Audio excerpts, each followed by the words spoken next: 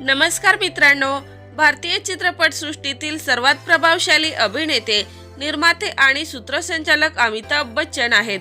परंतु यांचा भीषण अपघात झाला असून ते मृत्यूच्या दारात आहेत. तर चला जाणून घेऊया काय आहे सविस्तर माहिती. तर अमिताभ बच्चन यांनी कुली चित्रपटाच्या शूटिंग दरम्यान बंगळुरूमध्ये त्यांचा गंभीर अपघात झाला आहे. पुनीत इच्चर यांच्यासोबतच्या फाईट सीन करताना टेबलच्या कोपऱ्यावर पोट आदळल्याने त्यांना गंभीर अंतर्गत दुखापत झाली आहे. या अपघातात ते मृत्यूच्या दारात पोहोचले आहेत. 2 महिने रुग्णालयात राहिले कारण हा सीन शूटिंग दरम्यान पोटात गंभीर दुखापत झाली असून अंतर्गत रक्तस्राव झाला होता. त्यामुळे त्यांची प्रकृती चिंताजनक होती.